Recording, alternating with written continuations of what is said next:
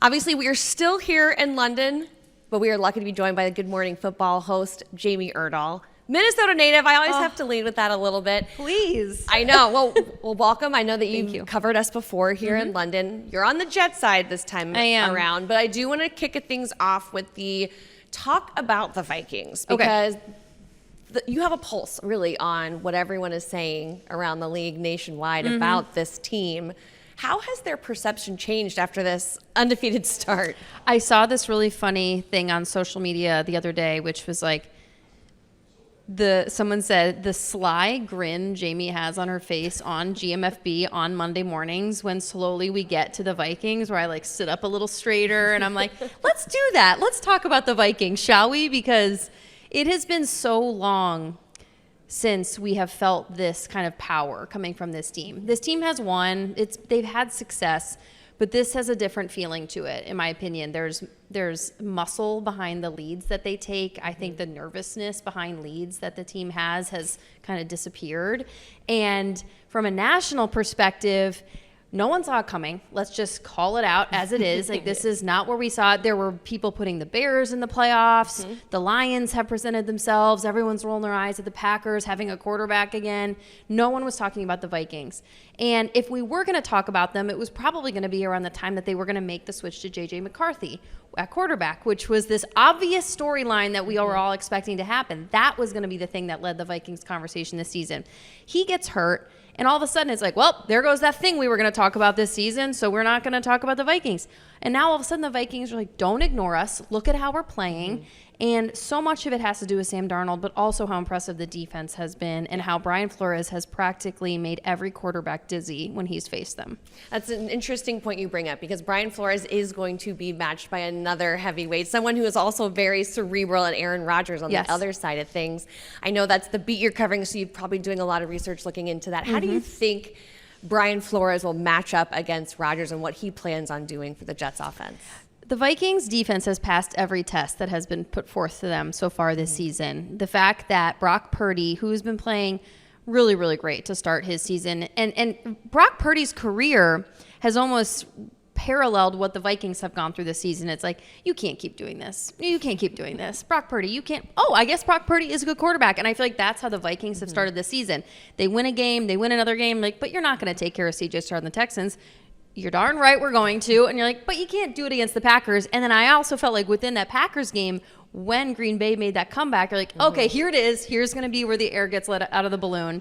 And then it did not. So for Rodgers, to your point, that's a really good word, I think, for you to use, a cerebral with him. It's almost like he likes people that challenge him. And Brian Flores has presented a challenge to every team that they have faced so far this season. His defenses are so complicated. I saw that really cool clip from Emmanuel Acho recently on social media where it was like testing guys, like, what do you see in this defense? Then they play the clip and they drop it into an entire different defense. And even some of the most experienced former players are so confused as to what it might look like. And now we're expecting even the brightest and most experienced of quarterbacks to see things pre-snap, and then for them to change.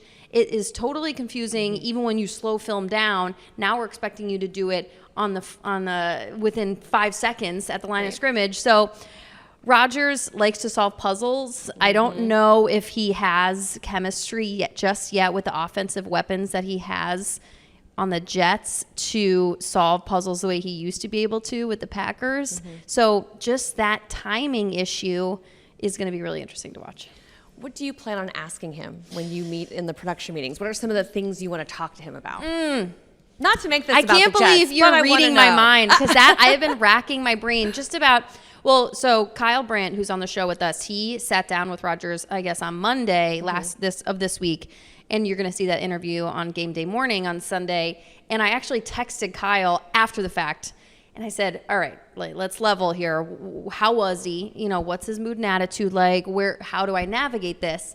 And Kyle gave me some inside scoop as to what he did want to talk about, what he, But again, that interview even, Kyle said, he's so smart he knows what you're trying to get to and how he's able to navigate it in a very friendly way. But like, he knows that the solid stuff is out there. And he has nipped that in the bud repeatedly from the start of the season, even up until this week with the whole cadence conversation. So I think we'll have to talk about the cadence stuff and just kind of clarify and really always move it forward.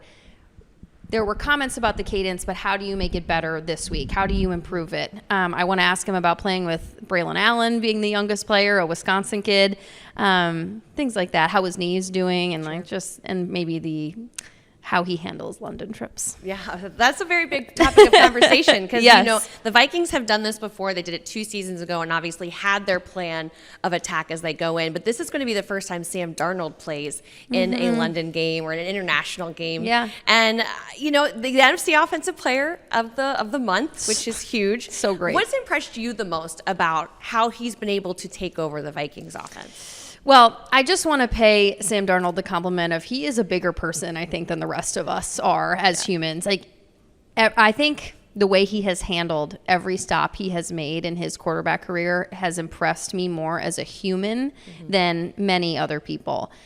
To know what he went through now in hindsight with the Jets, the things that were said about him, the way that he had to handle the harsh media critics in that market and really was not set up well on a team, the coaching carousel that he's been through, to go to Carolina, to be a starter, all of a sudden you realize now in hindsight, those organizations, it's like, well, maybe they didn't have it quite as well figured out. And then you put this young quarterback in it. Kevin O'Connell was on Rich Eisen's show last week, and he had that great thought about he thinks that organizations fail young quarterbacks before young quarterbacks fail organizations. It's always a good perspective to keep. So to watch Sam Darnold operate, and then this low-hanging fruit this week of the Jets, to be like, come on, say something about New York, say something about the Jets, and he won't do it. No. He keeps his head above water, above all of the junk that is just kind of like murky beneath him. So he's a good person, and I really think that has carried him very far. Yeah, it's really interesting you mentioned that because, go ahead. Just going to say from a quarterback perspective, unbelievable play. Like that was like, I could go 95% on who he is as a human. Yeah. Oh, and by the way, he is absolutely balling out at the position. It's really, I mean, he's proving himself why he was a first-round draft pick in the first place. It is so interesting to see Kevin O'Connell and Sam come together and collaborate for this because you're right. He is in a good situation for himself to develop. And the one thing that you mentioned about him not saying anything about the Jets, he was asked that question this week and literally goes, I had so many opportunities there.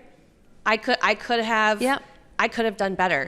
He's like, they didn't fail me. So even with the softball right there, he just won't do it. It's amazing to him. Now, granted, we can all speak that way when he's playing the way that he is. I mean, he has had a ridiculous start to this month. But I think he's 27. He's maybe a little bit more confident in who he is, his preparation. I think there's something real with coming through a Kyle Shanahan system too. Like what a professional Kyle Shanahan is to be able to prepare Brock Purdy, make him the quarterback that he is, or frankly, anyone that's come through. He watches Brock and Shanahan operate last season, and then he approaches this Minnesota situation identically, and he's just taken over. And players like Justin Jefferson, the top of their game, saying we don't win without Sam Darnold and the way he's playing, the ultimate compliment. How do they keep this up? Well, I think it was huge. I do think it was huge and I'll put on my, I grew up in Minnesota hat now. We want you to. So we all know those seasons. I'll just look straight at the camera. You remember back when the Vikings used to have to go to Green Bay in late December, and we saw it coming in October, and we're like, this is all well and good, but they still have to go to Lambeau in late December. And that used to make me, when people pull their hair out, they would turn the game off halfway through the third quarter, be like, well, there goes the season. We're in Lambeau, and we're getting our butts kicked, and this is terrible. We already got that game over with. Out of the way. I'm going to we us right there. We already got that game taken over with. The fact that happened in mid-December or mid-September is massive. And it's going to be something that I think we're talking about in mid to late December. Like, wait a second. We don't have to go to Green Bay. They have to come to our house. All we have to do is beat them one more time. You're already guaranteed a split with one of the top teams in the division. The Lions are a different conversation. But I think this is so annoying that I'm going to say this. but taking it week by week, I think is probably going to be your best bet. Yeah. This is a huge test, not really because the Jets are some formidable opponent, because they're still figuring out their own quirks, but the fact that it is London, the fact that you're coming off of what is probably a very emotional high of going to Green Bay and winning and beating a comeback team. Get through your bye, get everybody healthy, and then just little bits at a time. I think focusing on at least splitting with the Lions and just chipping away at all of a sudden, if you find yourself in a place that you want to be atop the division or the conference in late December, then you've accomplished it. But not being too overwhelmed by the moment. And frankly, Minnesota as a market, a media market, and a conversation, I think will always be overlooked. So I don't think you have to worry about all of a sudden people just like descending. I know they really love it, don't they? I mean, maybe not the fans as much as the coaching staff. And the players. That's They're true. Like fine with it. The fans are like, come on, talk about us.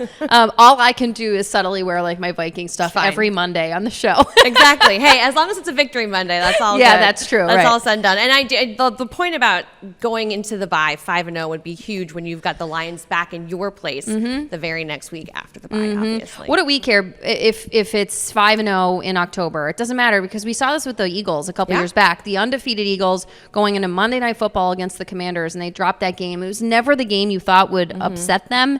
And then, they made it to the Super Bowl, I think, that year. But it's just, you don't want to put too much pressure on the regular season. You just want to be playing the right kind of football by December 31st. I love that. Jamie, thank you so much. You can always see her on Good Morning Football mornings on NFL Network, but she's going to be at the Vikings game on the sidelines this Sunday. Yes. Excited to see you there. That kickoff is obviously super early, 8:30 a.m., so enjoy your coffee and watch Jamie on NFL Network. I'm always so proud to be on a Vikings game, truly. It's just like such a full circle moment for me, so thank you. Well, we're very proud of you. Thank you. I appreciate it.